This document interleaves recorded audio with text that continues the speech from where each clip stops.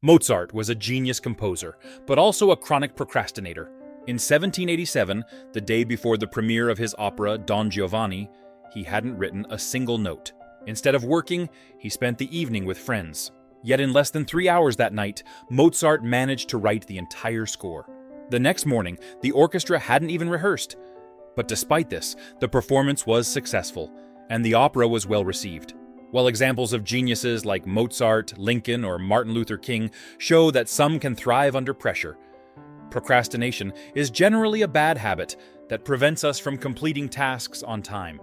Many people, especially students, delay work until the last moment, relying on the adrenaline rush before a deadline to finish tasks. This phenomenon is known as student syndrome. Some people even plan to procrastinate, believing they work better under pressure. But chronic procrastination can become a serious issue. While stress can fuel short-term productivity, constantly putting things off leads to negative consequences. Psychologists say procrastination is not a sign of laziness, but rather a response to stress.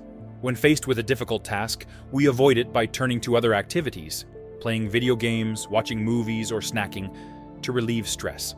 However, procrastination only makes the problem worse by stealing the time needed to complete the task.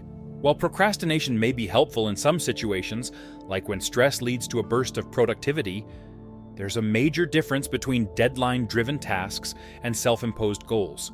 Personal goals, like starting a business or getting fit, often lack strict deadlines, which leads us to never begin them. Many of us suffer from chronic procrastination because it's hardwired into our biology. Our bodies instinctively avoid anything that seems risky, whether financially, socially, or physically. As a result, we delay difficult or uncertain tasks, even if it means missing out on important opportunities. To overcome procrastination, psychologists recommend a few simple techniques. First, break a large task into smaller, manageable steps with specific deadlines. This makes the task feel less overwhelming and reduces fear. Completing each step triggers a sense of accomplishment and motivates you to keep going. The second technique is to just start. Tell yourself you'll work on the task for only 5 minutes. Studies show that once people begin, they often continue working beyond the initial 5 minutes, as overcoming the first hurdle is the hardest part.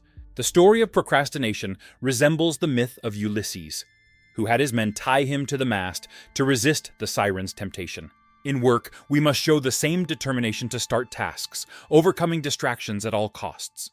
So, if you're struggling with procrastination, try these methods to stop delaying important work and start achieving real results.